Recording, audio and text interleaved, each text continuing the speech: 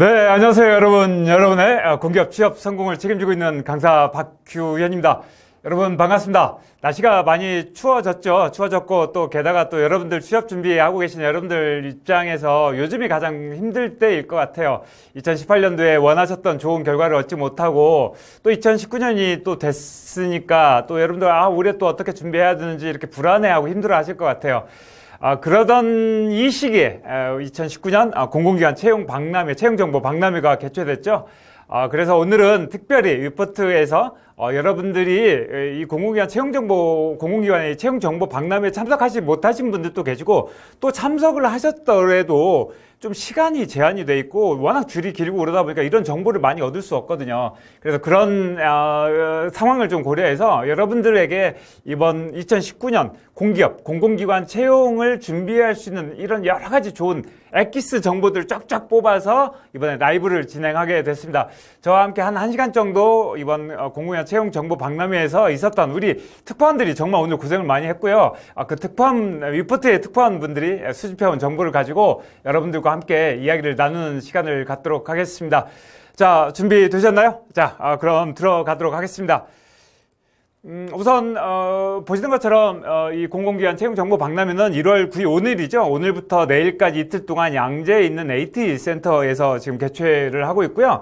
오늘 이제 신문 기사에는 벌써 2만 명이 참석했다라고 하는 굉장히 성황리에 많이 개최됐고, 또 이렇게 공공기관 채용정보 박람회를 좀 빠르게 지금 추진을 하고 있거든요. 이런 부분들은 기재부에서도 좀 이 공기업, 워낙 청년 실업률, 어떤 청년 실업난이 너무 심각하다 보니까 이런 부분들을 어떤 돌파구를 어떤 공공기관의 어떤 채용 쪽으로 좀 많이 돌리고 싶어 하는 것 같아요. 그래서 좀 빠른 시기에 좀 개최됐다는 점이 좀 특징일 것 같습니다. 여기 AT센터에 가보시면 시설도 괜찮고요. 굉장히 규모가 상당히 큽니다. 물론 뭐 코엑스만큼 그렇게 크거나 그러진 않지만 그래도 제법 큰 편이고요. 1층과 3층으로 두 군데로 나누어져서 다양한 프로그램들이 구성되어 있습니다. 우선 여기 지금 보시면 이렇게 지금 이 모습은요, 뭐냐면 이 취업정보 공공기관 채용정보 박람회에 여러 가지 프로그램들이 있는데, 그 중에 하나인 블라인드 면접을 실제 해보는 그런 프로그램 모습을 여러분들이 보고 계시는 겁니다. 그래서 앞에 면접관 2분이 나와 계시고, 여기 이제 지원자 학생분들 4분이 나오셔서 실제 면접을 보듯이 면접을 진행하는 모습들을 이제 많은 이 관람객들이 함께 보고 있는 모습을 보고 있고요. 또 이런 블라인드 면접뿐만 아니라 어떤 인성검사 또는 직업기초 필기, 또 직업기초 필기에 대한 어떤 강의, 이런 부분들이 있고요.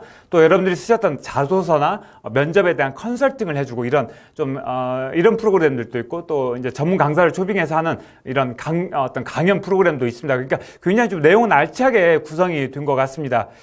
이렇게 구성이 되어 있고요. 그 다음에 이제 여러분들 이렇게 보시면 아시겠지만 이렇게 많은 학생들이, 취업준비생들이 각 부스들이 있고요. 이 부스 앞에 이렇게 기다랗게 줄을 늘어서서 여기에서 이제 담당자들하고 평소에 궁금했던 것들에 대해서 여쭤보고 또 컨설팅을 받고 이런 모습들을 보고 계시고요. 제가 오늘 보니까 좀 약간 좀 웃긴 모습들을 좀 몇 가지 봤었는데, 보시면 아시겠지만 다 롱패딩이죠. 검정색 롱패딩이 대세였고, 그러니까 오늘 이제 박람회장에 갔더니 검정색 롱패딩 하나와 그다음에 이제 특성화고 학생들이 많이 참석을 했어요. 그러다 보니까 특성화고 학생들의 교복이 가장 많이 눈에 띄었습니다. 여러분들이 이 채용정보 박람회 가시면 원하시는 기업들, 또 좋아하시는, 꼭 가고 싶어하는 목표로 하는 기업들의 이런 부스를 찾아가시는데, 그러다 보면 어떻게 되냐면 이렇게 줄을 길게 늘어서서 하염없이 기다리는 경우가 굉장히 많습니다. 하지만 제가 좀 조언드리고 싶은 건 뭐냐면, 굉장히 작은 규모의 부스인데 실제 그렇게 대기줄이 길지 않은 곳들, 이런 곳들이 있거든요. 그러니까 오히려 여러분들 이렇게 좀 많은, 왜냐면 여러분들이 이제 여기 보시면 이제 건보죠. 그러니까 국민건강보험공단 앞에 부스에 쭉 늘어서 있습니다. 그런데 건보에 대한 정보들은 이렇게 많은 분들이 오셨기 때문에 나중에 인터넷을 통해서도 얼마든지 쉽게 파악할 수 있습니다. 하지만 여러분들이 예를 들면 뭐 환경산업기술원이나 이렇게 작은 곳들이 있어요. 뭐 극지연구소 이런 곳들 잘 눈에 안 띄고 실제 학생들도 많이 그렇게 기다리고 있지 않은 이런 곳들을 위주로 여러분들이 좀 가서 좀 상담을 받고 그러시면 또 남다른 정보들을 얻으실 수 있을 것 같습니다. 그래서 좀 이런 부분들 내일 혹시 이제 오늘은 이제 끝났고 내일 혹시라도 이 채용정보 박람회 가시게 된다면 그런 좀 전략적인 생각을 가지고 그렇게 하시면 좋을 것 같습니다. 그리고 이건 이제 위포트의 이제 대표 강사님이시죠. NCS 신원쌤께서 이렇게 많은 학생들을 대상으로 NCS 필기에 대한 핵심을 잡아주는 그런 강의를 지금 하고 계신 모습을 보고 계시고요. 저 역시 내일 11시 반부터 12시 반까지 1시간 정도 자소서와 공기업의 NCS 자기소개서와 면접에 대한 이런 강연을 할 계획입니다. 그래서 여러분들 내일 혹시 오시는 분들이 있으시면 11시 반부터 12시 반 시간 잊지 마시고 꼭 참석해 주셨으면 좋을 것 같고요. 이렇게 지금 많은 학생들한테 어떻게 하면 이 NCS 필기를 어떻게 준비해야 되는지 이런 부분들을 말씀을 지금 해주시고 있는 모습을 보고 계시고요.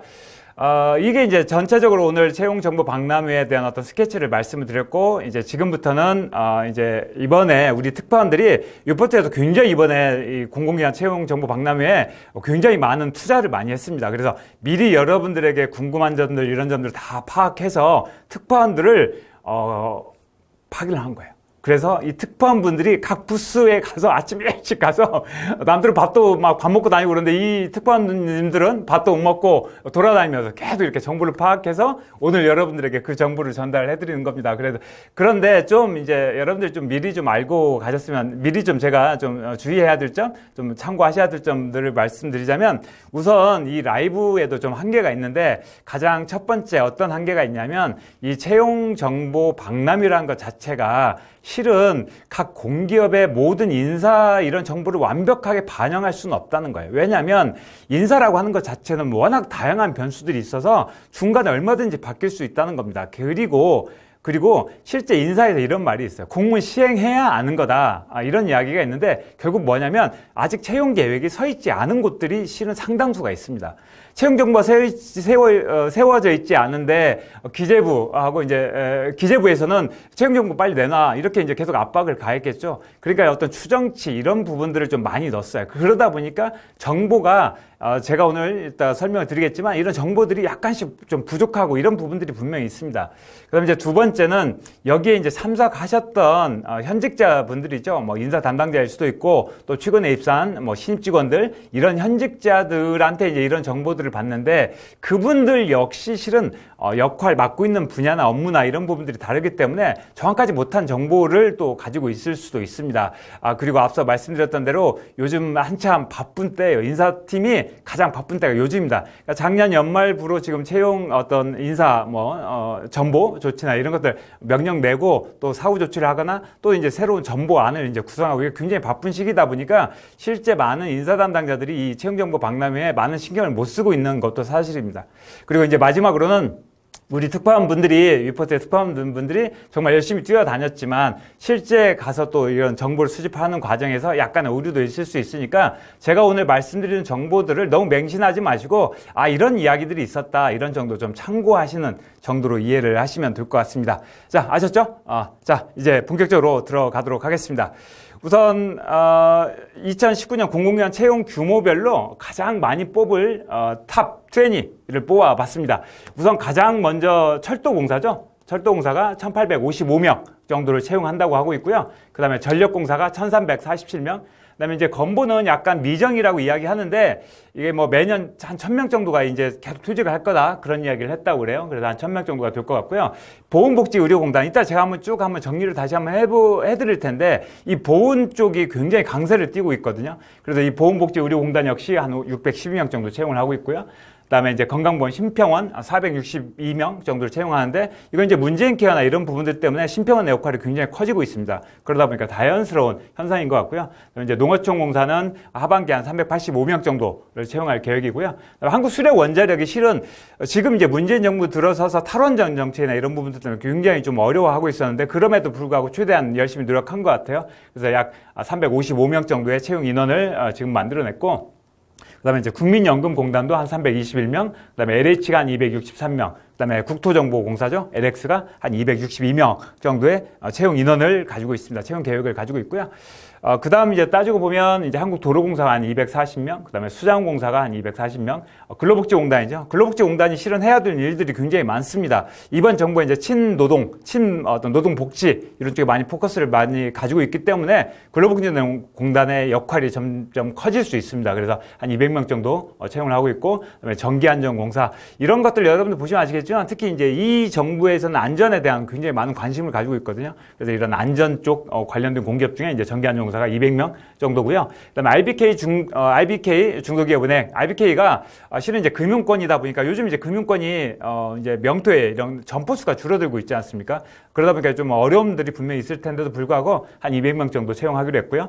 가스공사가 한 196명 정도, 환경공단, KDN, 교통안전공단, 산업인력공단 이런 순으로 한 20개 정도의 탑, 많이 올해 2019년도에 채용을 많이 할 공기업, 공공기관 20개 정도를 쭉 정리를 해드렸으니까 여러분들이 이제 여러분들의 어떤 전공이나 어떤 적성 또 여러분들 관심사에 따라서 타겟팅 목표 공기업을 잡는 게 중요하긴 하지만 이런 공기업들 지금 앞에 말씀드렸던 이런 20개 정도의 공기업은 꼭 관심을 가지고 지켜봐 주시면 좋을 것 같습니다. 자, 지금까지 해서 공공기관 올해 채용 규모 큰 곳들을 좀 말씀드렸고요. 이제 좀 이제 개별적인 우리 이제 특파원들이 오늘 이번에 고생해서 가져온 정보들을 좀 말씀드리는 시간을 갖도록 하겠습니다. 우선 한국철도공사 코레일이죠. 올해 한 1,855명 정도를 채용할 거고 상반기에 1,275명, 하반기에 580명인데 이거 보시면 아시겠지만 상반기가 이렇게 많아 이런 생각이 드실 텐데 이것도 역시 하나의 추세가 될 수 있습니다. 이게 지금 이번 문재인 정부가 그러니까 지금 정부가 굉장히 지금 청년 실업난 이런 부분들 때문에 특히 2030 세대의 지지율이 뚝 떨어졌죠. 이 문제, 이렇게 지지율이 떨어졌던 가장 큰 원인 결국 취업이 문제였거든요. 그러다 보니 취업에 대해서 계속 어떤 일자리를 만들어내고 청년들의 어떤 취업이나 또 창업 이런 쪽 계속 좀 집중적으로 투자를 하려고 하고 있고 가장 쉽게 접근하는 것 중에 한 곳이 바로 이런 공기업의 채용 규모를 늘리는 겁니다. 또 규모를 늘리기 어려운 상황에서는 채용 시기를 최대한 앞당기는 거죠. 그래서 상반기에 채용이 올해 2019년도에 생각보다 많을 수 있습니다. 전통적으로는 상반기와 하반기의 채용 비율을 분석해보면 하반기가 한 60에서 한 70%, 상반기가 한 30에서 40% 정도였었는데 작년의 경우에는 40대 60 정도였었던 것 같아요. 대충 계산을 해보면. 그런데 올해는 이게 50대 50 또는 역전이 돼서 6대 4 정도로 상반기의 채용을 굉장히 많이 늘릴 가능성이 큽니다. 그래서 여러분들이 이번 상반기를 절대 놓치지 않고 지원을 하셔야 될 것 같아요. 자, 한국철도공사에 대해서 좀 일단 말씀드리자면 앞으로 2년, 그러니까 가끔 이런 학생들이 있어요. 그러면 제가 이제 공기업 취업에 황금 시즌이다, 황금기다 이런 이야기 하는데 막 걱정하는데 그렇지 않습니다. 왜냐하면 가장 큰 게 뭐냐면 베이비 부모 세대들이 은퇴를 시작했습니다. 그 58년생, 흔히 58년 겐띠라고 이야기하죠. 그 58년생 여러분들의 이제 아버님, 삼촌뻘 이러신 분들이 지금 퇴직을 시작했습니다. 퇴직을 올해부터 작년부터 시작을 했고요. 그래서 이 자리가 이제 계속 나오는 겁니다. 그래서 역시 코레일 역시 앞으로 매년 1000 단위로 계속 채용을 할 예정이다라고 이야기를 하고 있고요. 작년에는 고졸 채용이 있었는데 현재로서는 별도 고졸 채용이 지금 미정된 상태다라고 이야기를 하고 있습니다. 이게 이제 고졸 채용이 이제 대부분 이제 대학교 대졸생들이 많이 보실 텐데 이 라이브를 고졸 학생들을 원래 공기업에서 채용할 때 20% 이상을 반드시 고졸 직원들을 뽑도록 하고 있었는데 이것이 이제 경영평가 지침에서 평가 요소에서 빠져버렸어요. 그러다 보니까 이제 고졸 채용이 줄어들고 있는 추세다 보니까 역시 여기도 그런 문제점이 있는 것 같아요. 그리고 이제 채용 인원을 설정할 때 퇴직자 또는 퇴직 예정자는 반드시 반영을 하죠. 그래서 전체 하고요. 그다음에 이제 가끔 나이에 대해서 걱정을 하시는데 특히 코레일의 경우에는 나이에 대해서는 신경 안 쓴다. 그래서 작년 하반기에는 실은 60년생, 70년생 직원들도 실제 합격을 했었답니다. 그래서 그런 부분들은 걱정하지 않으셔도 될 것 같고요. 올해 지금 상반기는 이미 시작됐죠. 하지만 이제 하반기도 역시 7월 초에 빠르게 시작될 가능성이 크고요. 자기소개서는 코레일 같은 경우 이제 적부죠. 그냥 원서만 내면 시험 보게 해주는데, 대신 이제 기업명, 학교, 이름, 이런 것들은, 이런 것들을 안 넣어야 되는데, 가끔 가다 이런 걸 넣는 친구들이 있다고 그래서 그런 부분들을 좀 조심해달라고 이야기를 좀 하고 있고요. 그 다음에 또 글자 수가 아예 부족하거나, 또 중복 지원하거나, 이게 권역별로 지원하니까 중복 지원 해보는 거예요. 이러다가 걸리는 거죠. 어떤 개인정보 노출해서 실제 불합격한 사례가 있었습니다. 적부였어도. 그래서 이런 부분들 하고요. 그 다음에 이제 자기소개서가 물론 적부이긴 하지만 면접에서 자기소개서를 기반으로 질문들이 나오니까 이 부분 꼭 좀 신경 써달라고 인사담당자가 이야기를 했고요. 그 다음에 이건 굉장히 중요한 걸 알려주신 것 같아요. 그러니까 자소서 작성의 팁으로서 본인의 장점이나 어떤 내용의 결론들 있죠. 핵심이라고 이야기하는 핵심을 좀 상단에 배치해줘라. 그러니까 두 갈식이라는 거죠. 그러니까 두 갈식으로 좀 써줘라. 왜냐하면 이걸 여러분들 실제 자기들을 검토하다 보면 이게 굉장히 읽기가 어렵습니다. 그래서 여러분들 어떤 핵심이나 여러분들의 장점 이런 것들을 좀 앞에 좀 써주고 그 다음에 소제목 꼭 좀 써주는 게 좋겠다라고 이야기를 하고 있습니다. 이건 실제 자기소개서 읽다 보면요. 소제목 쓴 사람과 안 쓴 사람 확 차이가 납니다. 실제 합격률이 차이가 날 정도로 소제목 쓰면 확실히 눈에 들어옵니다. 하지만 뻔한 소제목 쓰면 안 되겠죠. 그래서 좀 그런 소제목도 쓰는 것도 노하우가 좀 필요할 것 같습니다. 그다음에 이제 NCS 필기를 통해서 한 2배수 정도를 뽑는데 대부분 시간이 부족해서 못 푸는 경우가 많고요. 그래서 가장 좋은 방법은 시간을 정해놓고 실제 문제를 푸는 것처럼 하는 게 가장 좋고요. 가장 중요하고요. 그다음에 여기 코레일 뭐 필기 같은 경우는 이제 오답에 따른 어떤 페널티가 없으니까 정이 안 되면 찍는 거 좋다라고 이야기를 하고 있고요. 그 다음에 이제 각 분야별이라고 해야 되나요? 그러니까 문제 영역별로 어떤 배점이나 이런 게 없기 때문에 여러분들이 자신 있는 영역부터 빨리 푸는 게 중요하다라고 팁을 이야기해 줬습니다. 그리고 지금 상반기, 하반기 계속 문제를 개발하고 있고요. 하지만 기존에 나와 있던 문제들에서 그런 유형들에서는 크게 벗어나지 않는다라고 이야기를 하고 있습니다. 그리고 이제 필기 점수는 면접에 전혀 영향을 미치지 않고 있고요. 대부분 이제 평균 사무 쪽이 좀 높고 토목 쪽이 좀 낮다 이런 정도 이야기했었고 지난 2018년 하반기에는 약 4만 명 정도 응시를 했었다고 그래요. 굉장히 많죠. 그다음에 이제 면접의 경우에는 여러분들 이제 아시겠지만 이제 경험 면접과 직무 상황 관련된 면접이어서 한 10분 정도 진행하고요. 지원자 1명에 면접관님들 4명 정도가 들어갔는데 외부 면접관 2명, 내부 면접관 2명이고요. 경험 면접의 경우에는 여러분들이 자소서에 쓰셨던 스토리에 가지고 그거에 대한 질문을 시작해서 계속 꼬리 질문을 하니까 여러분들이 절대 거짓말을 해서는 안 된다. 이런 부분들을 꼭 계속 강조를 했었습니다. 그다음에 이제 직무 상황 관련돼서 이런 직무 상황 면접에서는 직무를 실제 수행하면서 발생할 수 있는 여러 가지 문제를 제시해주고 그거에 대한 시간을 먼저 그런 문제를 제시해주고요. 문제 상황을 제시해주고 한 6분 정도 준비할 시간을 준 다음에 물론 메모하셔도 되고요. 그 다음에 이제 여러분들이 가서 면접관 앞에서 발표하고 그러니까 답변하는 듯이 발표를 하는 거고요. 그런데 이제 좀 주의하셔야 될 건 뭐냐면 정답은 없다. 정답은 없는 거고 여러분들이 그런 상황에서 어떻게 할 것인지를 좀 논리적으로 이야기를 해주는 게 좋다라고 이야기를 하고 있습니다. 그런데 이게 이제 그 인사 담당자의 이야기는 이 직무 상황 면접에서는 굉장히 큰 차이가 벌어진대요. 그러니까 굉장히 잘하는 사람이 있는가 하면 굉장히 못하는 사람들이 있다는 거예요. 아주 수준 이하인 사람들도 있었다고 합니다. 그러다 보니 여러분들이 이 직무 상황 면접에 좀 더 대비를 많이 하시는 게 좋겠다라고 조언을 해줬습니다. 그리고 여기가 이제 인성검사는 뭐 그냥 사격 인성검사하고 비슷하게 진행이 되고요. 철도 적성검사를 가끔 걱정하시는 분들이 있는데 인사 담당자의 설명으로는 이건 이제 2번 봐서 2번 다 떨어지면 안 되는 건데 그렇게 해서 떨어진 사람은 없고 여러분들이 그냥 화면에 스크린에 터치하면서 그냥 IQ 테스트 하듯이 이렇게 하는 정도인데 지금까지 떨어진 사람은 없었다라고 이야기를 하고 있고요. 이번 코레일 이제 준비하시면서 여러분들이 이제 여러 가지 어떤 것들을 준비해야 될지 많이 좀 고민을 하실 텐데 인사 담당자의 조언은 뭐냐면 가산점이 제일 중요하다를 이야기하고 있습니다. 그러니까 자격증에 따른 가점을 주죠. 가산점. 그래서 이 가산점이 없으면 실제 이 벽을 통과할 수 없다는 겁니다. 그래서 가산점을 반드시 챙기려고 노력하셔야 되고요. 2개까지만 인정이 되니까 여러분들이 이제 기술사, 기사에 따라서 점수가 각각 5점, 4점, 뭐 3점 이렇게 달라지죠. 그래서 그런 가산점을 반드시 좀 챙겨줘야 될 것 같습니다. 그리고 이런 가산점이 필기하고 면접에도 반영이 되기 때문에 굉장히 중요하다고 이야기를 하고 있습니다. 그리고 이번 이제 상반기 채용에서 이제 또 탈락한 사람들한테는 이제 체험형 인턴으로 응시할 수 있는 기회를 주고 있죠. 주고 있기 때문에 여러분들 혹시라도 이번에 안 된다라고 하면 그런 체험형 인턴이라도 공략해 보시면 좋을 것 같다라고 이야기를 하고 있고요. 역시 이것도 가산점을 주고 있습니다.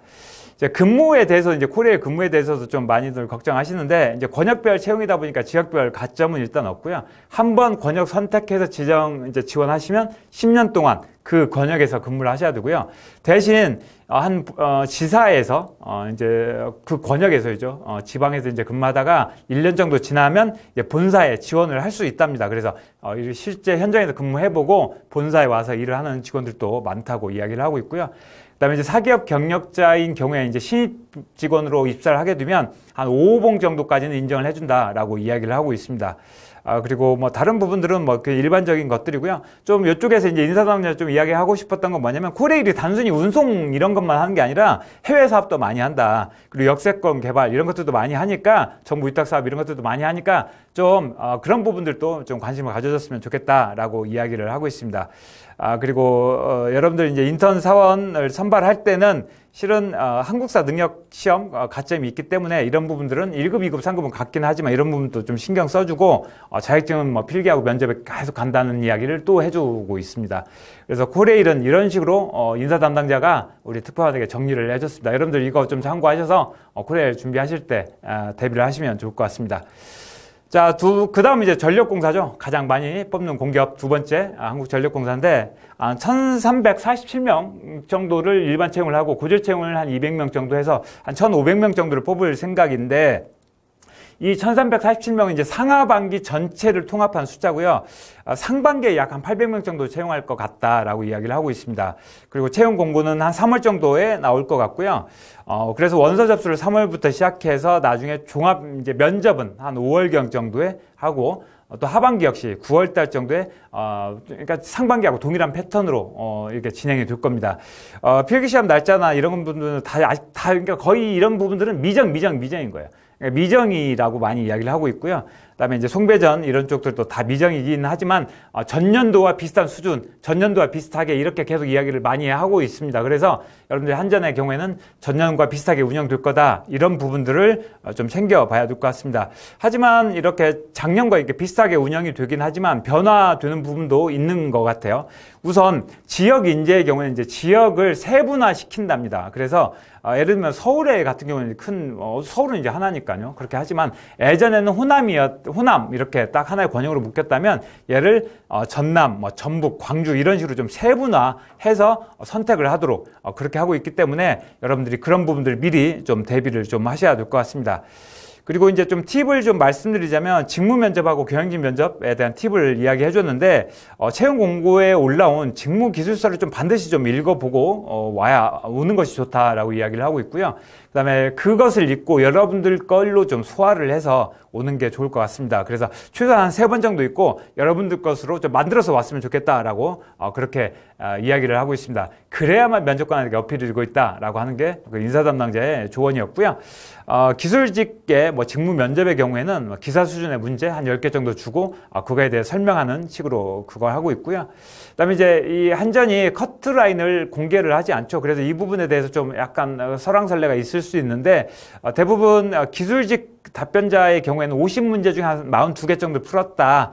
그러니까 풀었다고 하는 게 이게 정답은 아닌 거죠. 그러니까 틀릴 수도 있죠. 틀린 개수는 모르지만 하여튼 50개 중에 한 42개 정도 풀었다라고 이야기하니까 사무직은 더 높을 것 같아요. 그래서 여러분들이 필기 준비하실 때 시간에 맞춰서 빨리 푸는 거 좀 꼭 노력하시면 좋을 것 같고요.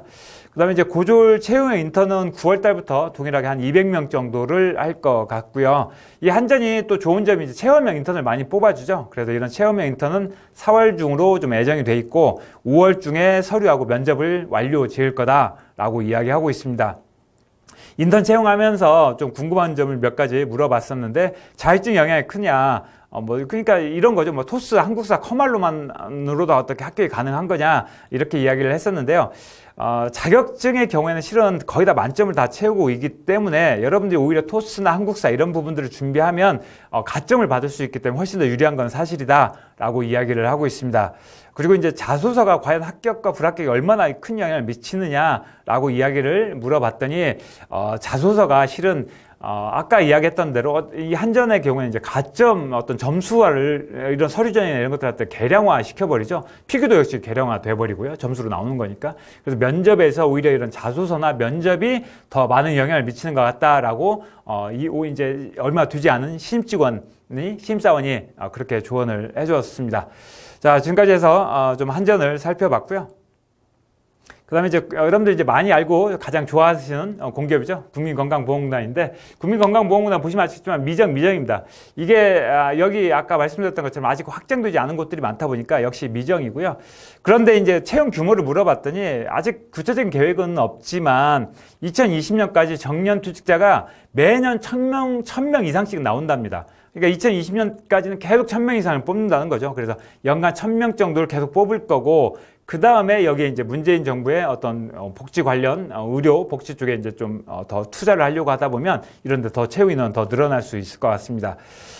그리고 시간제 청년 인턴 3월 중에 실시할 예정이고, 채용 인원도 역시 미정입니다. 근데 2018년도 기준으로 한 800명 정도를 채용을 했었었는데, 여러분들 이것들 또 한번 참고하셔야 될 것 같아요. 그러니까 시간제 청년 인턴이고요.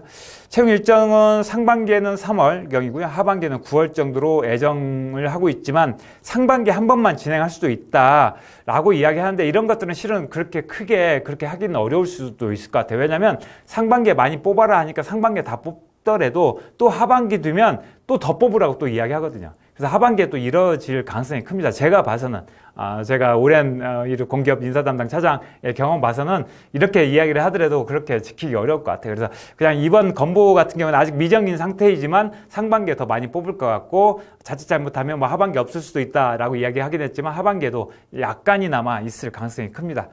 그리고 체험형 인턴은 한 5월달 정도에 추진될 예정이고요. 이쪽에서 이제 건보에 대해서, 이제 건보에 지원하시는 많은 학생들이 이제 가장 궁금해하는 게, 이제 자소서가 굉장히 여기가 좀 까다롭죠. 그러니까 자소서 때문에, 그러니까 전형 어떤 스펙상으로 보면 나보다 못한 사람들이 합격하고, 이런 경우가 굉장히 많이 일어나거든요. 그래서 그런 것들에 대해서 물어봤더니, 실은 다른 기관에 비해서 자소서나 어떤 경험 기술서를 정성적으로 평가를 굉장히 많이 한다. 이것을 전문 용역 업체에서 정말 일일이 하나씩 다 본다. 그러다 보니 이런 부분들 때문에 그런 부분들이 많이 영향을 많이 미치고 있고, 또 건보의 업무 특성상 서류를 검토하는 일들이 굉장히 많다 보니까 결국 서류를 잘 만드는 이런 사람들 좋아할 수밖에 없다라고 이야기를 해주고 있습니다. 면접의 경우에는 뭐 지원자 6명에 면접관이 3명 정도 가서 인성 면접과 토론 면접으로 진행되는데, 토론 면접은 이제 작년부터 도입이 됐죠. 새로 오신 기관장님이 토론을 굉장히 좋아하시는 분이래요. 그래서 요즘 직원들이, 건보 직원들이 늘 토론하느라고 바쁘다라고 이야기할 정도로, 그래서 토론 면접이 이제 진행이 됐었고요. 토론 면접 준비 시간은 한 15분 정도 주고 토론 시간 한 30분 정도를 보는데, 여기에서 중요하게 생각하는 건 뭐냐면, 상대방을 설득하는 과정에서의 논리를 굉장히 중요하게 생각한다라고 이야기를 하고 있습니다. 그러니까 이게 토론 면접에서 여러분들은 그러니까 이런 식으로 많이 생각을 해요. 그러니까 토론에서 상대방을 설득하는 것들이나 이런 것들을 그냥 내가 이겨야 된다라고 생각하는데, 그러면 오히려 역효과가 일어납니다. 그래서 상대방의 의견에 점잖게 맞장구를 쳐주고 칭찬해주면서 내 의견을 논리적으로 말하는 거고요. 이렇게 토론을 할 때도 여러분들이 답변하는 스타일이 정해져 있습니다. 그래서 그런 답변하는 스타일에 맞춰서 그렇게 답변을 하셔야 돼요. 그래서 먼저 여러분들의 주장을 제시해주고, 그 다음에 왜냐하면 그 이유를, 어떤 근거를 이야기해 주시고, 그래서 구체적으로 how를 이야기해 주는 방식으로 이렇게 이야기를 해주시면 좋을 것 같아요. 지원자 중에는 이제 행정직의 경우에는 이제 경력자가 그렇게 많지 않은데, 요양직, 건강직의 경우에는 경력자가 좀 많대요. 그래서 신입 직원들이, 경력이 적은 사람들이 좀 어려울 수는 있다라고 이야기를 하고 있고요. 실제 블라인드로 진행이 되고는 있지만, 막상 자소서나 면접에서 보면 경력자들이 잘하고 또 눈에 띄인다. 그러다 보니 경력자들이 많이 채용되는 경우가 많다라고 이야기를 하고 있습니다. 그리고 뭐 서류 전형 자격 요건은 토익 700, 탭스 555점, 토플, IBT 한 79점 이 정도만 넘어가면 되고요. 그 다음에 이제 어떤 근무 분위기나 이런 부분들은 이제 건보가 굉장히 그런 워라밸이나 이런 부분들, 어떤 조직 문화 이런 부분들이 이제 많은 취업 준비생들이 가장 좋아하는 거죠.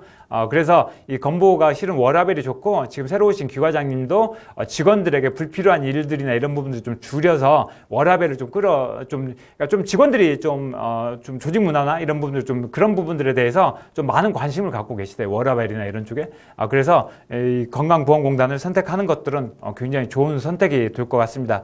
오늘 제가 여기 채용정보 박람회에 갔었는데, 건보 앞에 갔더니 어떤 여학생 2명이 이제 저를 보고 갑자기 놀라면서 인사를 했어요. 인강 잘 보고 있다고 인사를 해줘서 그 학생들한테 이야기해줬던 게 뭐였었냐면, 건보하고 심평원을 보고 왔다고 그러길래, 건보하고 심평원만 보지 말고 다른 공기업들도 많다. 복지 관련된 일을 하는 곳들이 많다. 예를 들면 노인인력개발원들이나 뭐 산림복지진흥원 이런 곳들이 많아요. 실은 그래서 그런 곳들까지 좀 함께 좀 보고 가라라고 이야기를 해줬는데, 여러분들 제가 앞서 좀 말씀드렸던 것처럼 건보 앞에서만 줄 서 있기보다는 그렇게 복지 농지와 관련된 일을 하는 곳들이라면 그런 부분들 좀 찾아가시면 좋을 것 같아요. 자, 국민건강보험공단 말씀드렸고요. 그 다음에 이제 한국농어촌공사입니다.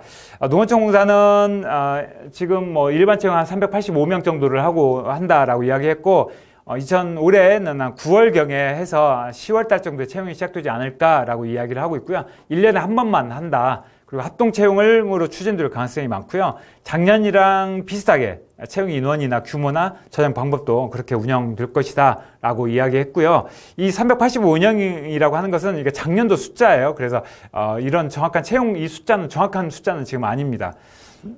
그리고 여기도 이제 아시겠지만 자기소개서는 서류 전형의 경우에는 뭐 자기소개서 내기만 하면 바로 적부로 해서 그냥 바로 합격을 하고, 면접은 하루에 토의하고 PT, 그 다음에 임원 면접까지 이제 같이 보는 거죠. 그래서 토의 면접을 할 때는 인사담당자의 조언은 토의 면접을 할 때는 융화력을 중요하게 생각하니까 절대 그러니까 싸우면 떨어진다라고 이야기를 했대요. 이건 쌤이 늘 면접 강의할 때 늘 이야기하는 거거든요. 토론 면접. 그러니까 싸우면 떨어지는 겁니다. 그러니까 토론 면접에서 떨어지는 사람이 딱 세 부류밖에 없는데, 첫 번째 부류는요, 내 이야기만 하는 사람, 다른 사람 이야기를 안 듣고 내 이야기만 계속 하는 사람. 두 번째는 소극적인 사람, 숨어 있는 사람이죠. 세 번째는 싸우는 사람. 토론 면접에서 떨어지는 사람은 이 세 가지 부류입니다. 이 인사 담당자는 싸우는 사람이 떨어진다라고 이야기를 해주고 있습니다. 그래서 토의 면접 할 때는 면접관이 한 3분, 그리고 지원자가 5명으로 구성되고요. PT 면접은 당일날 이제 주제가 그날 주어지고 30분 정도 준비할 시간을 주고, 그다음에 발표 시간은 1분. 인데 이게 1분이었다 뭐 3분이었다 이렇게 바뀔 수도 있어요. 그래서 이 부분은 꼭 한 3분 정도 발표한다 이렇게 생각하시면 될 것 같아요. 실제 전에는 1분 정도라고 했었는데 하반기에 제가 기억하기로는, 제가 혼동될 수도 있지만 3분으로 기억해요. 3분이 약간 늘어나서 발표를 했던 것 같아요. 그리고 이제 임원 면접에서는 이제 주로 여러분들의 인성과 관련된 질문들을 많이 하니까 그런 부분들을 준비하시면 되고요. 작년 면접에서 입사하면 어떤 일을 하고 싶으냐, 특히 사업 쪽에 관련된 질문들이 많이 있었고요. 그래서 여러분들이 하고 싶은 사업들, 이런 부분들에 대해서 좀 가지고 가시면 좋고요. 작년에 합격했던 학생 중에 한 학생은 농지연금 사업에 대해서 자기소개에서부터 그걸 집어넣은 거예요. 그러니까 1분 자기소개에다가 농지연금 사업에 대한 어떤 내 생각들하고 이걸 딱 넣습니다. 그러니까 자연스럽게 그 꼬리 질문으로 이제 실제 면접이 진행되면서 그런 연금 사업에 대해서 계속 지원자의 생각들을, 즉 그 학생의 생각들을 계속 물어봤었고요. 그 학생이 이제 거기에 대해서 완벽하게 답을 하니까 결국 고개 끄덕끄덕 하면서 좋은 평가를 내려줘서 결국 합격할 수 있었던 겁니다. 여러분들이 이런 1분 자기소개나 이런 것들도 특히 중요한데, 저의 강점 3가지 이런 것보다는 오히려 내가 어떤 일을 하고 싶은지, 또 여러분들이 어떤 자세로 일을 할 것인지, 이런 부분들 이야기하시는 거 굉장히 좋습니다. 토익은 600점 이상이면 지원할 수 있지만 850점 이상이 만점이니까 거기를 채우는 게 좋고요. 대부분 자격증은 이제 한국사, 커말 1급은 보통 다 가지고 온다. 그리고 이 정도만 있으면 거의 다 만점 받는다라고 이야기를 하고 있으니까 더 이상은 뭐 크게 다른 스펙 때문에 더 고민하실 필요는 없을 것 같아요. 이 농어촌공사가 지금 전력산업, 신재생 에너지 쪽으로 진출을 하려고 하고 있고, 가시적인 이제 성과들을 만들어내야 되는 입장이다 보니까 이런 부분들이 이제 계속 늘어날 것 같습니다. 그리고 이 라이브 강의를 보시는 여러분들에게 좀 한 가지 좀 팁을 알려드리자면, 이 농어촌공사가 새만금을 개발했죠. 새만금을 개발했는데 새만금과 관련된 일을 하는 작은 조직이 하나 만들어졌습니다. 얼마 전에. 거기 빨리 찾아보세요.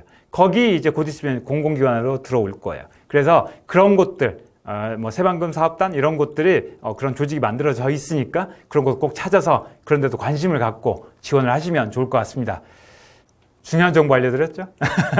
자, 농어촌공사까지 말씀드렸고요. 그 다음에 이제 한국수력원자력이죠. 일반 채용 355명, 구졸 한 65명 정도에서 한 420명 정도를 채용한다라고 했는데, 지금 현재 기준으로 2019년도 채용 기준은 제 계획은 정해진 거 없고 내부 결제 중이다라고 이야기를 하고 있고요. 1월 중에 홈페이지에 연간 채용 계획을 공지할 예정이다라고 이야기하고 있으니까, 이 한국수력한수원 많은 관심을 갖고 계신 분들이라고 하면 1월 달 정도에 홈페이지에 한번 들어가서 보시면 좋을 것 같습니다. 그리고 예전하고 이렇게 뭔가 틀을 확 바꾸면 취준생 여러분들 힘들죠. 그러다 보니까 크게 바꾸지는 않을 가능성이 크다. 라고 이야기하고 있고요. 상반기 한 번, 하반기 한 번 이렇게 진행될 가능성이 크다라고 이야기하고 있습니다. 그리고 이제 채용 이 책자에 보시면 아시겠지만 일반 행정 뭐 355명 뭐 경력 포함 이렇게 돼 있는데 그 중에 한 절반 정도가 대졸 신입사원 수준 수준의 신입사원이다라고 이야기를 하고 있으니까 이 부분은 참고를 하시면 좋을 것 같고요. 여러분들 가끔 이런 것 때문에 이제 고민하시거나 좀 궁금해 하시는 경우가 있는데 공기업에 지원하면서 신입사원으로 지원하잖아요. 그렇게 지원하면 이게 이제 내가 경력자도 있고 뭐 대졸도 있고 대학원 졸도 있고 그런데 결국 다 같은 신입 직원인 겁니다. 하지만 이렇게 아까 코레일 할 때 말씀드렸던 건데 호봉을 인정해준다라고 말씀드렸죠. 그런 것처럼 실은 같은 신입 직원이지만 실제 하다 보면 약간의 차이, 급여의 차이는 나옵니다. 그런데 여기는 대학생이나 대원생이나 실은 보수는 같다라고 이야기를 하고 있습니다. 가장 큰 변화를 좀 이야기하자면 작년에는 인턴을 해서 하위 3%를 컷을 잘라버리는 방식으로 했었는데 올해는 그냥 정규직으로 하고 좋은 소식이에요. 그러니까 작년에는 인턴으로, 그러니까 채용형 인턴으로 해서 하위 3%를 컷으로 잘라냈었대요. 그런데 올해는 정규직으로 하고 수습기간 3개월을 주는 방식으로, 그래서 수습기간에 사고 안 치면 다 정규직으로 두는 방식으로 바꿀 거다라고 이야기하고 있습니다. 굉장히 좋은 소식이죠. 좀 그런 거 좀 안 했으면 좋겠어요. 정말 정규직 뽑고 그냥 수습기간 두고 그냥 다 이렇게 하면 좋은데 꼭 그걸 채용형 인턴 이렇게 해서 한 20% 이렇게 잘라내버리면 그 20%에 해당되는 학생들은 정말 한 달 정도 머리 정말 들어서 싸매고 눕거든요. 그래서 이런 것들은 빨리 없어졌으면 좋겠습니다. 그리고 자소서의 어떤 항목은 변경사항은 없을 것 같고요. 이번에 이제 가장 중요한 건 뭐냐면 지원서를 일단 접수만 한다는 거예요. 그러니까 자소서를 안 쓰고 우선 지원서를 작성해서 지원서만 접수하고 1차에서 바로 필기시험으로 간다. 그리고 필기를 통해서 2.5배수를 선발하고 그 다음에 아마 여기에서는 뭐 조사된 건 없지만 아마 그렇게 할 것 같아요. 이렇게 필기시험 합격하고 나면 그 다음에 자기소개서를 써서 내고 그걸 가지고 면접으로 진행하는 방식으로 바뀌는 것 같아요. 굉장히 중요한 변화고 굉장히 좋은 방향으로 바뀐 것 같습니다. 그리고 필기는 NCS하고 직무 전공으로 해서 90문항 90분 동안 보는 거고요. 한 번에 두 가지 영역을 다 보는 거고, 면접은 1차 면접과 2차 면접으로 나눠지죠. 1차는 직무 면접, 2차는 인성 면접인데 1차에 직무 수행 면접과 영어 면접이 있는데 영어 면접은 원어민과 원어민 한 명에 교포 2명이 들어가서요. 그렇게 어렵게 물어보거나 그러지 않고 뭐 좋아하는 연예인, 뭐 좋아하는 음식 뭐냐 이런 식의 간단한 아주 쉬운 질문들을 주어주고 그 다음에 그거에 대한 답을 하기도 하고요. 또 여러분들이 자소서에 썼던 내용들을 가지고 질문하기도 하고요. 그 다음에 2차 면접에서는 이제 관찰 면접도 있는데 이 관찰 면접에서는 여러분들의 협상 능력을 중요하게 많이 보고 있고요. 그 다음에 이제 주로 직무 관련된 질문보다는 우리 한수원의 직원으로서 어떻게 협상하고 어떻게 협상하는 모습들을 관찰하는 방식으로 그렇게 하고요. 주제나 인원 이런 부분들은 아직까지는 미정인 상태입니다. 자, 여기까지 해서 한수원 좀 말씀드렸고요. 특파원들이 조사해온 게 너무 많아. 그래서 쌤도 너무 힘들어요, 지금. 정말 이번 기회도 정말 이 라이브 정말 좋은 것 같아요. 왜냐면 여러분들 가서 줄 서서 기껏 한 2군데, 3군데밖에 이야기 못 들어와요. 그런데 리포트에도 이렇게 특파원 보내서 다 이렇게 수집을 해온 거니까 굉장히 좋은 기회인 것 같아요. 자, 국민연금공단, 국민연금공단이고요. 일반 채용 321명, 고조 채용 30명 해서 351명 정도 하는데 이 채용 규모는 실은 정확히는 미정이다. 그리고 전년도와 비슷한 수준으로 연간 한 300명 정도 예상을 하고 있다. 이렇게 이야기하고 있고요. 상반기에는 학력 구분 없이 통합 채용하고 하반기에는 고졸 채용을 별도로 운영할 거다라고 이야기하고 있습니다. 채용 일정은 작년과 비슷하게 4월경에 추진될 가능성이 크고요. 필기는 전공 난이도가 좀 낮은 편인데 NCS 난이도가 좀 높은 편이래요. 그래서 이거에 대한 대비를 좀 하시는 게 좋을 것 같고요. 어학 점수가 없이도 지원이 가능하고 어학 점수 일정 점수 이상이면 가점을 주는 방식이다 라고 이야기를 하고 있습니다. 그 다음에 필기시험 합격자는 이제 온라인으로 인성검사를 하는데 너무 걱정하지는 마라 라고 이야기를 해줬다고 그러고요. 그 다음에 연고지를 고려하지 않고 전국적으로 배치를 하는데 초기 근무지에서 최소 2년 동안 근무하고 그 다음 연고지로 이동이 가능하다라고 이야기를 하셨대요. 그런데 연고지를 고려하지 않고 전국적으로 다 배치한다라고 이야기했는데 실은 이렇게 여러분들에게 이렇게 설명은 그렇게 했지만 실은 막상 배치할 때는 두드러기면 연고지 배치해 주려고 노력합니다. 그래서 그런 부분들은 걱정하지 않으셔도 될 것 같아요. 사무직의 주요 업무는 민원 업무 하는 거다라고 이야기하고 있고요. 가끔 국민연금 내가 기금을 한번 운영해보는 이런 막 어떤 재무나 이런 쪽에 막 굉장히 막 투자 막 이런 것들에 대해서 관심을 갖고 이렇게 하시는데 그건 기금 운용직은 별도 채용한다. 주로 경력직으로 많이 채용한다. 이렇게 이야기를 해줬어요. 가끔 실제 국민연금 지원한다고 하는 학생들 중에 그런 식을 그쪽을 노리는 학생들이 있는데 그거 잘 안 됩니다. 그래서 일단 국민연금에 그냥 일반직으로 합격하시고 거기에서 커리어나 어떤 전문 지식들을 좀 쌓아서 기금 운영직으로 옮겨가시는 것은 가능할 수 있습니다. 그 다음에 채용 시에 공백기를 갖고 걱정하는 학생들이 있는데 채용 시에 공백기는 크게 합격과 불합격에 좌우되지 않는다라고 조언을 해주셨습니다. 자, 국민연금공단 살펴봤고요. 그 다음 이제 한국토지주택공사죠. 토지주택공사 263명을 예정하고 있고 상반기는 확정이 됐지만 하반기는 아직 미정인 상태고 고조 채용 한 29명 정도를 하고 있습니다. 그런데 이 263명, 이 전체 292명 정도가 이게 상하반기 통합인지 상반기만을 이야기하는 건지는 실은 정확히 파악이 안 된 상태입니다. 일단 사무직 인원이나 이런 것들도 정확히 파악이 안 돼 있고요. 채용 공고는 늦어도 3월 달에는 올라올 거다라고 이야기를 했고 자소서는 적부 아니다. 자소서 잘 본다, 꼼꼼히 본다 라고 이야기를 했습니다. 이 LH가 제가 기억하기로는 85%? 80%인가 자소서 비중이 85%인가를 반영하고 있는 것으로 알고 있습니다. 그래서 다른 곳과 다르게 LH는 자기소개서를 꼼꼼하게 보니까 여러분들이 그런 부분들에 대해서 확실히 잘 준비를 하셔야 될 것 같고요. 여기 이제 면접 중에 토론 면접이 있는데 토론 면접의 중요도가 상당히 높은 편이다라고 이야기를 하고 있고요. 오히려 인성 면접보다 더 높을 수 있다라고 이야기를 하고 있습니다. 그런데 이 부분은 실은 저는 좀 퀘스천 마크인데 이거 뭐 인사 담당자가 그렇게 이야기를 해줬다고 하니까 그걸 믿어야 하긴 하겠지만 일단 제 의견을 넣으면 해서는 안 될 것 같고 일단 여기서 LH 쪽에서 이야기하기는 토론 면접이 굉장히 더 중요하다. 인성 면접은 어찌 보면 참고 자료로 활용되는 거에 그칠 수도 있다라고 하는 점을 이야기했다고 그래요. 그다음에 이제 서류는 한 40~50배수 정도를 할 거고요. 그다음에 필기 2.5배수, 면접 1.5배수를 예정하고 있는데 가끔 이제 어떤 고사장을 구하거나 그러지 못할 경우에는 오히려 이런 필기시험 배수, 그러니까 서류 전형 배수를 줄일 수도 있다라고 이야기를 했습니다. 그다음에 이제 가산점은 토익 700 이상 또는 오픽 점수를 보유하면 이거 가산점을 주고요. 한국사는 2급 이상만 되면 가산점 준다 3% 그렇게 이야기를 하고 있습니다. 그리고 이제 뭐 공모전 수상 경력에 대해서 물어봤나 봐요. 그랬더니 이제 공모전 수상 경력은 입사 후에 활용된다. 입사 후에 뭐 인센티브로 적용한다라고 이야기했었는데 이건 실은 채용 과정에서는 전혀 반영 안 된다는 이야기니까 그건 그렇게 기대하지 않으시는 게 좋을 것 같습니다. 자, 한국토지주택공사 살펴봤고요. 그 다음에 한국도로공사죠. 도로공사는 지금 상반기에 전체 일반 채용이 한 260명, 고조 채용이 한 10명 내외 정도고요. 이건 상하반기 통틀어서 한 260명 정도 채용하고 그중에 행정직이 한 30~40명 정도 이렇게 될 것 같다고 그래요. 그리고 이제 고졸 행정직은 상반기에는 진행 안 하고 내년 하반기에만 10명 정도 뽑을 계획입니다. 그리고 이제 서류 필기, 1차 실무진 면접, 뭐 PT하고 토론이죠. 그 다음에 이제 2차 경영진 면접으로 가는 거고요. 필기 시험이 매우 중요하다라고 이야기를 강조를 했답니다. 그리고 필기 시험이 왜냐면 왜 그러냐? 필기 시험 성적이 면접 1차 점수에 반영이 되니까 그렇게 이야기를 하고 있고요.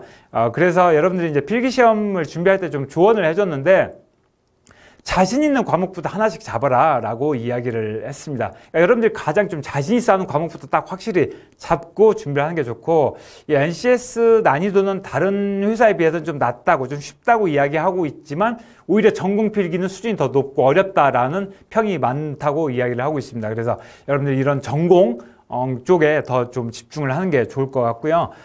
기술직의 경우에는 기사 자격증 필수다. 그리고 행정직의 경우에는 한국사 자격증, 뭐 커말 이런 것들이 있을 때 가산점이 필기에 한 2점, 필기 점수 성적에 만점에 2.2% 정도 가점을 주니까 이런 부분들을 꼭 챙기시는 게 좋을 것 같다라고 조언을 해줬습니다. 이제 행정직의 경우에는 토익 가산점이 없고 지원 조건이 한 무조건 500점, 700점 이상이면 무조건 되는 거고요. 1차 면접에 이제 PT하고 토의 또는 이제 토론 면접인데, 토의하고 토론 면접은 실은 같은 개념이고요. 그러니까 찬반 토론을 하는 거냐, 어떤 문제를 어떤 해결책을 만들어내는 거냐의 차이인 것 뿐입니다. 그러니까 PT 면접은 작년 상반기의 경우에는 한 3장 정도 자료를 주었고, 준비 시간 한 20분 준 다음에 여러분들이 이제 그걸 가지고 발표를 하는 정도로 했었고요. 하반기에는 자료를 엄청 많이 줬고, 준비 시간 40분을 줬대요. 그러니까 상반기에는 3장 정도밖에 안 주고 한 20분을 준비했는데, 하반기에는 자료를 많이 주고 한 40분 정도 준비할 시간을 줬다는 거예요. 그러니까 결국 여러분들이 빠르게 어떤 문제를 해결할 수 있는 능력을 좀 보고 싶었던 거고요. 그 다음에 이제 토론이나 토의 면접의 경우에는 의견을 도출해내는 과정이 중요하다라고 조언을 해줬습니다. 그래서 이런 부분들 여러분들이 참고하셔서 이 한국도로공사 준비를 하시면 좋을 것 같습니다. 벌써 쌤도 점점 이제 목이 타고 이제 점점 지쳐가고 있습니다. 아까 말씀드렸던 것처럼 준비한 내용들이 많아서 좀 지루하실지 몰라도 저하고 함께 끝까지 같이 가시죠. 자, 그 다음에 이제 수자원 공사인데, 수자원 공사는 일반 채용 240명, 고졸 채용 한 10명 정도인데, 여기 실제 수자원공사에 가서 담당자가 실은 물어봤는데, 담당자가 실은 다 미정인 상태에서 정확히 알려드릴 수 없다라고 이야기를 했대요. 그래서 이 부분들은 여러분들이 그냥 참고만 하셔야 될 것 같고요. 서류하고 자소서는 그냥 적부 심사로 가고요. 토익은 뭐 700점, 또 토스 130점만 넘어가면 무조건 통과하는 방식이고요. 필기는 이제 최종 2배수를 뽑고, 직무 면접 에서 1.3배수, 그 다음에 인성 면접에서 1배수 이렇게 가서 전형별 최고점자를 합산해서 합격자를 선발하는 방식을 이야기했고요. 면접은 1차 면접과 2차 면접은 날짜를 다르게 해서 하는 거고, 1차는 전공과 PT, 실무진 면접 이런 식으로 했는데, 나왔던 주제는 행정의 경우에는 최고 가격제, 환경직 같은 경우에는 녹조를 어떻게 줄일 수 있는 방법, 또는 이제 정보통신은 PLC 제어에 관한 이런 것들 주제가 주어졌었고요. 4대1로 진행이 되고 있고, 15분 정도 준비 시간을 준 다음에 여러분들 바로 시간을 재서 정확히 잘랐는데요. 그 다음에 이제 발표를 하도록 하고요. 여러분들 2차 이제 인성 면접이 있고, 좀 올해 좀 특이했던 점은, 작년에 좀 특이했던 점은 뭐냐면, 면접관이 전에는 외부 면접관이 1명이 들어가고 다 내부 면접관들이 들어갔었는데, 지금 작년 하반기에는 외부가 절반, 내부가 절반이 들어갔어요. 다고 그럽니다. 그러니까 외부 면접관의 비중이 절반으로 커진 거죠. 50%로 커진 거죠. 그러니까 외부 면접관 스타일을 여러분들이 좀 잘 아셔야 될 것 같아요. 그러니까 내부 면접관과 외부 면접관의 면접 스타일이 다릅니다. 이거 확실히 알고 가셔야 돼요. 오늘 다 이런 거 다 말씀드리기는 어려우니까 그건 이제 나중에 쌤 강의를 듣고 좀 참고를 하시면 될 것 같고, 외부 면접관과 내부 면접관의 질문 방향이나 스타일이 다르니까 이걸 좀 참고를 하셔야 될 것 같습니다. 그리고 이제 첫 근무 권역에서는 최소한 여러분들이 지원하시면 그 권역에서 최소 5년 정도는 근무해야 된다라고 이야기하고 있고요. 그래서 대부분 지사에서 근무하고 본사 갔다가 또 다시 지사하고 이런 경향을 보이고 있다고 합니다. 또 선박 운영 관리직을 또 물어본 학생이 있었나 봐요. 그러니까 선박 운영 관리직이라고 하는 건 이 수자원공사가 댐을 이제 관리하죠. 어떤 수자원 이런 것들을 하다 보니까 실은 배를 운영하는 곳들이 있습니다. 그러다 보니까 이 선박 관리 운영 관리직이 있는데, 이게 실무직으로, 그러니까 무기 계약직으로만 채용을 하고 정규직 전환 가능성도 없다라고 이야기를 하고 있고, 필요한 경우에는 상시 채용한다라고 이야기하고 있습니다. 그러니까 이런 선박 관리직, 가끔 이제 선박 면허를 갖고 계신 분들이 있다면 이 수자원공사 이런 선박 관리직 한번 눈여겨서 보시면 좋을 것 같습니다. 자, 다음 이제 근로복지공단이고요. 근로복지공단 지금 채용 인원은 한 200명 정도 이야기했었는데, 지금 각 반기별로, 그러니까 지금 작년에 한 450명 정도를 뽑았는데, 올해는 반기별로 한 100명씩 정도 두 번에 나눠서 뽑을 가능성이 크다라고 이야기한 거고요. 확정된 건 아닙니다. 채용 일정도 역시 미정이고, 작년하고 비슷하게 한 3월 정도에 채용 공고가 나올 것 같다라고 이야기했고, 합동 채용으로 진행이 됐었고요. 그 다음에 이제 서류, 필기, 면접 이런 식으로 두는데, 특별한 사항은 특별한 건 없는 것 같아요. 면접에 서류 반영은 안 되고, 필기 면접 합산해서, 그러니까 필기 시험 성적과 면접 시험 성적을 합산해서 최종 합격하는데, 중요한 걸 물어봤네요, 여기. 자, 그러면 면접에서 어떤 사람을 뽑습니까? 라고 물어봤더니, 선호 인재상은 절대 이직하지 않을 것 같은 인재, 장기 근속 가능성이 높은 사람을 뽑고 싶어 한대요. 이게 왜 그러냐면, 근로복지공단의 업무가 좀 거친 면이 좀 있고, 업무 강도도 좀 세고 그런 게 있습니다. 또 보수도 그렇게 많이 높지 않고, 그러다 보니 이 근로복지공단에서 다른 복지 관련된 공기업으로 이직하는 경우가 굉장히 많아요. 그러다 보니 근복에서는 이게 항상 골칫거리거든요. 그래서 면접 때 이직 가능성이 낮은 사람을 뽑고 싶어 한다라고 이야기를 해줬으니까 여러분들이 혹시 근복 면접에 가면 여기 와서 뼈를 묻겠다 이런 이야기 하시면서 왜 어떤 여러분이 근복이 왜 좋은지 이런 확실한 이유를 갖고 가시면 좋을 것 같습니다. 그리고 채용 전환형인데 원래는 75%로 공지되어 있는데 거의 95% 이상 전환을 시켜줬대요. 그래서 걱정하지 않으셔도 될 것 같고 3개월 동안 인턴 근무하고 3개 항목을 평가하는데 직무 시험을 보고 두 번째는 동료의 평가, 세 번째는 근무 성적을 평가하는 거죠. 근무 성적 평가 이제 상사가 평가하는 거고 동료들이 그러니까 다면 평가를 한다는 이야기예요. 그러니까 동료들, 선배들이 평가를 하고 그다음에 이제 근무하고 한 2년 반 정도 되면 일괄 승진하는 게 추세였었는데 점점 좀 늦어지고 약간 변동 가능성이 있다라고 이야기하고 있고요. 다른 공공기관에 비해서 업무 강도가 좀 세기는 하지만 야근은 거의 없고 주 52시간 근무 그리고 이제 PC 셧다운제 등 이런 것들 시범적으로 도입을 해서 근무 강도가 좋아지고 있다라고 이야기를 하고 있고요. 이런 52시간이라고 하는 것도 여러분들 굉장히 중요한 이슈 중에 하나인데 이런 것들 때문에 요즘 채용률이 더 늘어나고 있는 게 실제 현실이거든요. 그래서 이게 이제 고용노동부 산하의 근로복지공단이 고용노동부 산하 공공기관이다 보니까 이런 52시간 이런 것들 확실히 좀 지키고 있는 것 같습니다. 자, 근로복지공단 살펴봤고요. 그 다음에 이제 IBK입니다. IBK 기업은행이 지금 상반기에 세 자릿수 채용할 건데 하반기는 미정이다라고 해서 한 200명 정도를 이야기하고 있고요. 2월 말에 공고 예정이고 학교별로 채용 설명회를 개최할 예정이라고 하니까 여러분들 그런 채용 설명이 있으면 찾아가시면 될 것 같아요. 그리고 이제 서류는 적부이긴 한데 불량하거나 비속어를 쓰거나 기업명 이런 경우에 무조건 부적합 판정 내리고 있다 이야기하고 있고요. 필기는 NCS 기반으로 보고 있다라는 점 이야기했습니다. 특별한 내용은 없고 1차 면접 대상자를 한 1000명에서 한 1200명 정도를 뽑고 2차 면접은 한 270명 정도를 선발한다라는 정도만 이야기를 한 것 같습니다.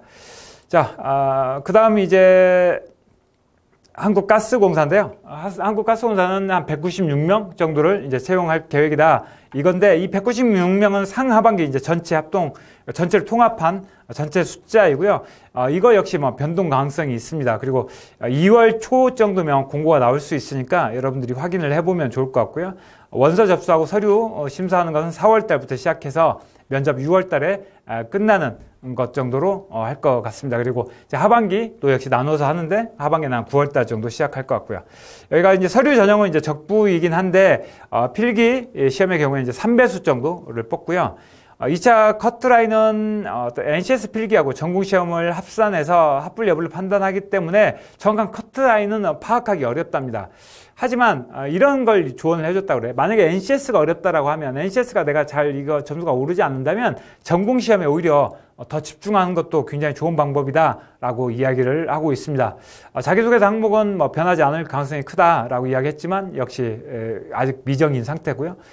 토익은 700점 이상이면 되고요. 어떤 커트라인이 700점, 토익 700점 이상이면 되는 거고요. 기준이 충족되면 따로 가점, 감점 없답니다. 그러니까 700점이나 900점이나 똑같다는 거죠. 이제 면접 배수는 직업기초 면접 예를 들어서 15분 주고 1인당 한 사람당 15분씩 주고 면접관 4분에 이런 것들 물어보고요. 네, 발표 면접이 있는데 여기도 발표 준비하는데 약 한 40분 정도를 주고 직무 상황과 또는 전공 지식에 대한 질문지를 하나 선택을 해서 여러분들이 그거에 대한 답변을 하는 방식으로 발표를 하고 하는 방식으로 이야기하고 있습니다. 여기 가스공사의 인사 담당자가 자소서 작성 팁을 알려주셨는데요. 자소서가 적부이기는 하지만 면접에 가서 그러니까 이것을 이야기한 거예요. 그러니까 적부이긴 하지만 면접에 가서 자기소개서를 보고 질문을 던지니까 되도록이면 면접 질문에 맞추어서 자기소개서를 만들어라 라고 조언을 해줬습니다. 당연한 이야기죠. 적부이긴 하지만 결국 면접관들은 이런 자기소개서를 보고 질문하니까 여러분들에게 유리한 내용들을 먼저 앞쪽 항목에 많이 배치하거나 이런 것들이 필요하죠. 그리고 반드시 직무 관련된 거 아니어도 어떤 동아리 활동 경험 이런 것도 괜찮지만 인사 담당자가 조언하기를 너무 상황 설명을 많이 하려고 하지 말고 여러분들의 어떤 해결 과정, 어떤 구체적인 행동이죠. 또는 성과를 좀 많이 이야기를 해줬으면 좋겠다라고 이야기를 하고 있습니다. 자, 가스공사까지 좀 살펴봤고요. 그다음에 이제 보건복지의료공단. 아까 쌤이 좀 중요하게 봐야 된다라고 말씀드렸던 곳인데 올해 신입사원 한 604명 정도를 채용하고요. 이번 정부에서 이 보훈 가족들에 대한 대우나 국가, 나라와 민족을 위해서 헌신했던 분들에게 희생하고 헌신하셨던 그 본인 또는 그 가족들, 후손들에게 합당한 국가가 대우를 해줘야 된다라고 하는 확실한 신념을 가지고 있고 그래서 보훈 쪽을 굉장히 많이 강조를 하고 있습니다. 그래서 여러분들이 보시면 아시겠지만 보훈 채용이 눈에 띄게 많이 늘어났습니다.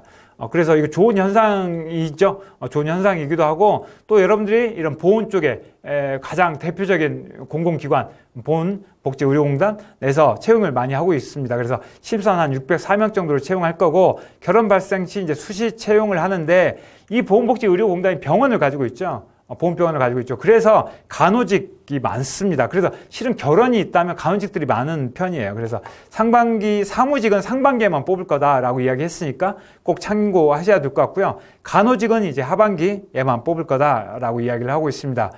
서류, 원서 접수는, 그러니까 1차 상반기는 2월경부터 시작되고요. 하반기는 간호직의 경우 하반기에는 8월경 정도 시작할 것 같고요. 한 5월 달 정도에 체험형 인턴 약 230명 정도를 운영할 가능성이 크다라고 이야기를 했습니다. 그다음에 어학 성적 이 전형에 대해서는 아직도 내부에서 좀 검토 중이긴 한데 서류 전형에서만 좀 활용하는 정도로 그렇게 할 거고 2018년도에는 필기에 NCS를 도입했죠. 그래서 그것이 계속 이어질 거다라고 이야기했고요. 책자에는 지금 435명으로 기재되어 있지만 실제로는 한 600명 정도 규모로 진행이 된대요. 특히 상반기에 좀 많이 뽑을 계획이고요. 경력직이 많기는 한데 심사직, 연구직은 거의 경력직들이 많이 뽑히는 경우가 많고요. 서류는 최종 7배수, 필기는 한 3배수 정도 선발을 하고 면접은 하루에 심층 면접, 인성 면접을 동시에 진행해서 합산해서 최종 뽑는다라고 이야기하고 있습니다. 그리고 이제 체험형 인턴은 근무 기간은 한 5개월, 그리고 3개월 이상 근무하면 서류상의 어떤 면접, 그러니까 서류하고 필기에서 한 5%씩 가점을 주니까 혹시 이 보건복지의료공단에 인턴을 노리시는 분들이라고 하면 꼭 3개월 이상은 반드시 채우셔야 될 것 같습니다. 그 다음 이제 한전 KDN과 한전 KPS죠. 한전 KDN과 한전 KPS인데 이 한전 KDN, 한전 KPS 여기가 조금 좀 작년에 좀 시끄러운 것도 좀 있고 그랬었죠. 우선 한전 KDN 보면요. 채용 규모 135명 정도에서 상반기에 60명, 하반기에 70명, 또 사무직은 한 10명 정도 뽑는다고 이야기하고 있고요. 채용 시기는 정확한 일정은 아직 미정이지만 한 3월 달 정도 접수 시작되지 않겠느냐라고 이야기를 하고 있습니다.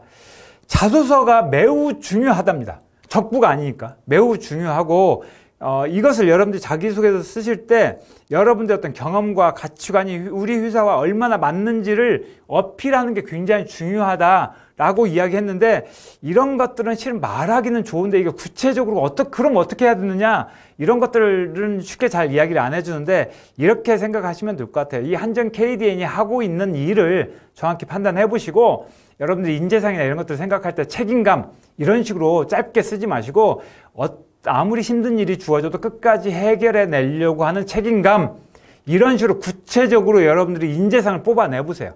그리고 그거에 맞춰 쓰시면 될 것 같아요. 중요한 이야기예요. 여러분들 책임감, 성실성 이런 거 짧게 인재상 써놓으면 여러분 못 씁니다. 자기소개서. 항상 구체적으로 그 인재상을 구체적으로 표현해야 돼요. 그러니까 직무에 대해서 아셔야 되겠죠. 사업에 대해서 아셔야 되고.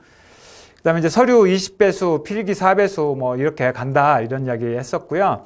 1차 면접에서는 사무직의 경우에는 전공 관련 질문보다는 어떤 원론적인 질문들이 많이 나온다.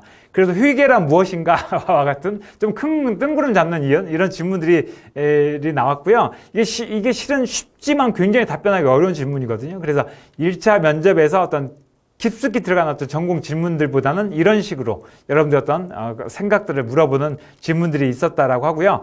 기술직의 경우에는 이제 전공 관련된 질문들을 이제 구체적으로 물어보는 경우가 많았대요. 이게 직무 면접, 전공 면접에서 사무직과 기술직은 좀 차이가 납니다. 사무직의 경우는 전공이 굉장히 다양하죠. 그래서 이걸 깊숙이 물어볼 수 없습니다. 좀 낮은 수준 물어봐요. 여기가 그런 거예요.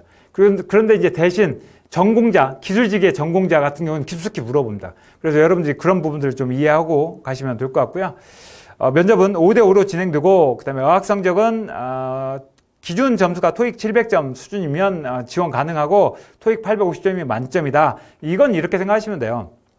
그러니까 이게 700점에서 850점 사이에 이제 점수를 자동화 준다는 건데 결국 한전을 많이 벤치마킹 합니다. 한전 쪽을 많이 따라가니까 한전 기준으로 생각하시면 될 것 같아요. 자, 그 다음에 이제 두 번째 한전 KPS인데 120명 여기 나와 있는 이 120명은 상반기 채용 인원이고요. 채용형 인턴, 기술직까지 포함된 숫자입니다. 사무직은 이제 작년 한 15명 정도 뽑았다고 하고요. 그러니까 정확히 인원은 좀 적은 편이죠. 채용 일정은 아직 미정이지만 한 3월 말 정도 예상하면 된다라고 이야기했고요. 합동 채용 진행될 거다. 이 합동 채용 때문에 많이들 속상해 하시는데 제가 이따 다시 한번 정리 한번 해드릴게요. 합동 채용 실은 여러분들에게 굉장히 좋은 제도입니다. 그래서 합동 채용 잘 슬기롭게 이용하시는 게 좋을 것 같고요. 가점을 받을 수 있는 자격증이 굉장히 중요하고요. 어학 점수도 굉장히 매우 중요하대요. 왜냐하면 아까 850점 이상 만점 준다고 그랬죠. 그러니까 그런 부분들 때문에. 그래서 결국 합격하고 나서 보면 거의 대부분 토익 900점 정도는 되더라라고 이야기를 하고 있습니다. 가점 자격증은 2개 정도면 안정권이었다. 그런데 이게 점점점 올라가는 추세였다라고 이야기하셨고요. 그다음에 이제 면접에서 개별 면접에서는 주로 여러분들의 자소서에 썼던 이야기, 그다음에 여러분들의 자세, 태도, 그러니까 인성에 관련된 질문들이 많이 나왔었고, 토론 면접은 사회적인 이슈에 대한 주제가 주어졌고, 2개 조가 들어가서 8명에서 한 10명 정도가 한 주제를 가지고 토론을 진행하는 방식이다. 그렇게 생각한대요. 그래서 그렇게 진행이 됐었고요. 그러니까 예를 들면 남성의 육아휴직 어떻게 생각하느냐? 이런 식으로 찬반의 토론보다는 여러분들의 생각을 많이 주고받는 방식으로 이렇게 진행이 되고 있다고 합니다.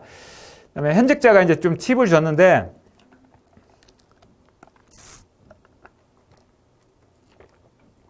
이 현직자는 사무직인 거예요.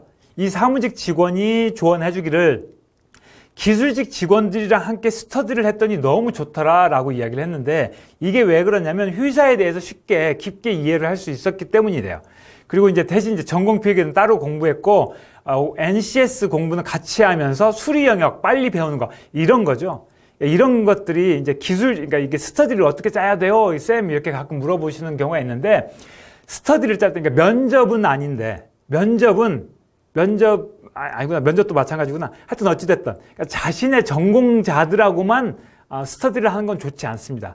다른 전공자들하고 함께 해야 배우는 것들이 많고요. 이 현직자가 이야기하기는 한 건 뭐냐면, 내가 사무직이다 보니까 수리 능력이 좀 부족했었는데, 그 기술직 직원들이 그 숫자 계산하고 이런 팁들을 많이 알려줘서 굉장히 도움이 됐다라고 이야기를 하고 있고요. 지원서를 작성할 때 좀 유의해야 될 건 뭐냐면, 한전 KPS, 한전 KDN 이렇게 좀 여러 가지 섞여 있죠. 복잡하죠.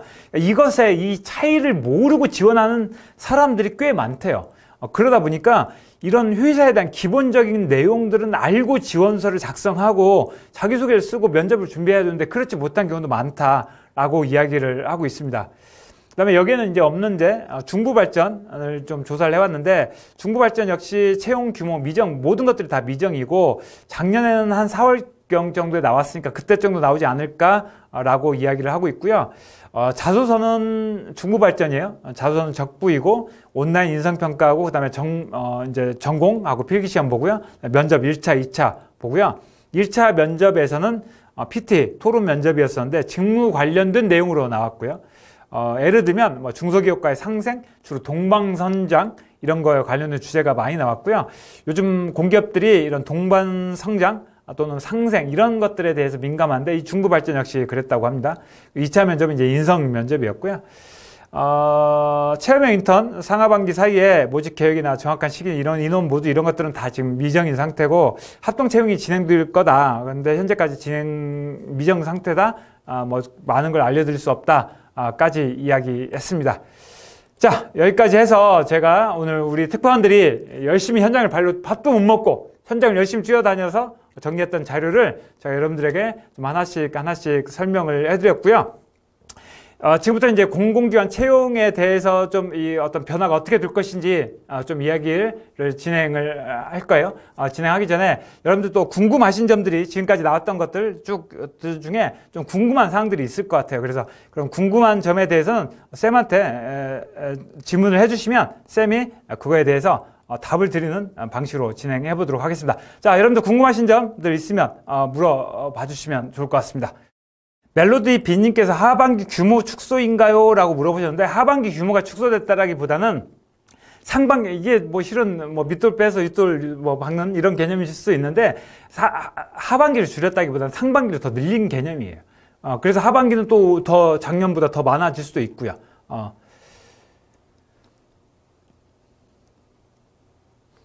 건강보험공단 전공시험 추가되나요? 라고 이 부분이 있었는데, 건강보험공단에서 전공시험을, 이거 현직자가 이번은 아니었고 전에 다른 경로를 통해서 전공시험이 없다 보니 이것들이 좀, 그래서 우리도 전공시험을 넣는 걸 고민하고 있다라고 이야기를 했다는 이야기를 저도 들었었는데, 이건 뭐 미정인 거니까 너무 이렇게 불안하게 생각하실 필요는 없어요.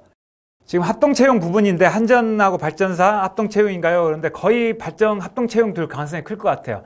왜냐면 이 합동채용이 굉장히 여러분들에게 굉장히 도움이 되는 제도라고 아까 말씀드렸는데, 정부에서 이걸 더 강하게 추진하면 했지 주로 물러날 것 같지는 않을 것 같습니다. 사라8887님께서 사무직 공기업 처음인데 어떤 걸 준비해서 박람회 가면 도움이 될까요? 라고 물어보셨는데, 맞습니다. 이게 실은 미리 좀, 내일 혹시 이제 방문하시게 된다면 미리 내가 갈 곳들을 잡아 놓으시는 게 좋아요. 그래서 최대한 일찍 오셔서 가장 인기 있는 곳을 먼저 하나 딱 잡아 놓고, 그 다음에 좀 인기 덜하고 좀 규모가 적은 곳들, 이런 곳들을 하고요. 1층과 3층으로 나눠져 있다고 말씀을 드렸는데, 3층은 주로 에너지 SOC 관련된 공기업들이었고요. 1층 쪽에는 주로 사무행정직 직원들을 많이 뽑는 그런 공기업들이 주로 많았습니다. 그래서 그런 부분들도 여러분들이 배려해서 하시면 되고요. 쌤이 오늘 지금 말씀드렸던 그런 내용들 중심으로 좀 물어봐 주시면 좋을 것 같아요. 그러니까 미리 질문지를 미리 준비해서 갖고 가셔야죠. 미리 좀 공부 좀 하시면 좋을 것 같고요. 자, 실망한 중대장님께서, 중대장님 지금 저녁 앞두고 계신가 보죠? 자, 블라인드 채용이면 기사 자격증 필수인가요? 라고 물어봤는데, 블라인드 채용이니까 볼 수 있는 게 없잖아요. 그래서 자격증이 더 중요해지는 거고요. 이 자격증이라고 하는 것이 이공계면 거의 필수에 가깝습니다. 물론 자격증 없이도 한전에 합격하고 발전사에 합격한 학생 분명히 봤습니다. 하지만 그건 예외적인 거고, 그건 요행수를 바라는 거예요. 오히려 자격증을 좀 늦더라도 더디 간다 생각하고 자격증 확실히 따고 가시는 게 맞습니다. 사무행정직 같은 경우에는 뭐 특별히 자격증, 아까 뭐 커말이나 한국사 이런 정도 준비하시면 좋을 것 같고요. IT 전산 신입 직무는 어디가 많이 뽑나요? 라고 물어보셨는데요. 이건 실은 IT 관련된 공기업들이 몇 개가 있어요. 그러니까 그런 공들을 좀 찾아보시면 되고, 한전 KDN, 한전 KPS, 특히 KDN 쪽인가요? 제가 지금 갑자기 헷갈리는데, 한전 KDN이 아마 IT 쪽일 거예요. 그쪽하고, 그 다음에 이제 컨텐츠 진흥원들 이런 쪽에 있는 공기업들인데, 실은 그것들 위에도 모든 공기업에서 다 IT 쪽은 뽑으니까, 그런데 이제 주의해야 될 건 뭐냐면, 채용 공고에 보면, IT, 뭐 전산, 이렇게 명시하지 않고, 그냥 사무행정으로 뽑는 경우도 있어요. 그러니까 특히 IT를 지원하는 학생들이라고 하면 이번에 사무행정만 뽑네, 나는 못 쓰겠네, 이렇게 생각하지 마시고 그런 것들도 적극적으로 지원해 보시는 게 좋습니다. 지금 2부에서는 이 합동 채용의 변화 이런 부분들 좀 이야기하고, 그 다음에 여러분들 뭐 자기소개서나 이런 부분들에 대해서도 말씀을 드릴 거니까 조금 기다렸다가 다시 한번 시작하도록 하겠습니다.